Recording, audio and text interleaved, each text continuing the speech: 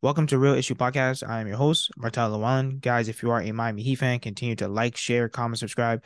Thank you for all the support. If you're an NBA fan, subscribe to the channel, and thank you for all the support. So Bam Adebayo sat out this morning, shoot around, and he's been receiving constant treatment on his hamstring strain 3 to 4 times per day. I will say this sucks because the Miami Heat, they're pretty banged up right now. Bam Adebayo, he has his hamstring injury. Kyle Lowry, he's banged up. No Tyler Hero, no Victor Oladipo, but I'm still expecting Bam Adebayo to step up.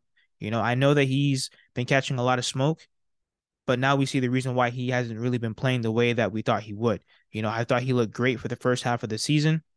After All-Star break, he has, small little nicks and bruises here and there, which everyone does in the NBA around this time. But I know for a fact that this hamstring injury is no joke. Having a hamstring strain is very hard, especially in a physical series like this versus the Milwaukee Bucks, where he has to guard guys like Giannis Antetokounmpo, Brook Lopez, Bobby Portis, switching on to Drew Holiday. It's very hard to play elite defense. It's very hard to rebound, cut, slash to the rim. It's hard to make all these explosive movements with a hamstring strain. And the fact that he's getting treatment 3 to 4 times per day, that is excessive. So that's how you know it's an extreme injury, possibly. But he's a warrior.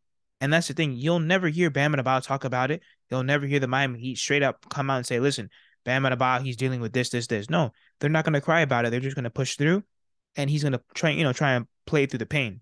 I'm just hoping that it can heal as quick as possible. But the thing about these hamstring strains, they're lingering injuries.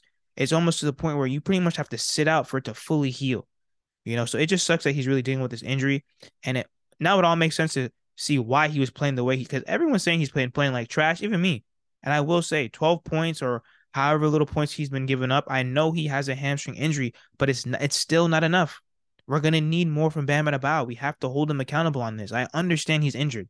Jimmy Butler was injured last season, and he carried us all the way to the Eastern Conference Finals. He was dealing with a knee injury. He had multiple injuries throughout the season, and he still carried us to the Eastern Conference Finals Game 7. So I understand he's injured.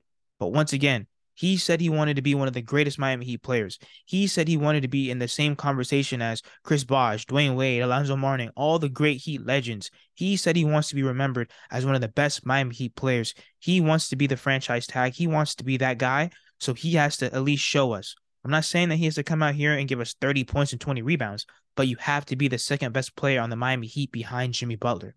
You have to get going early. You have to look for your mismatches. You have to look for that mid-range shot. We all know that he's the best defender in the NBA. He can guard 1 through 5, and I mean that.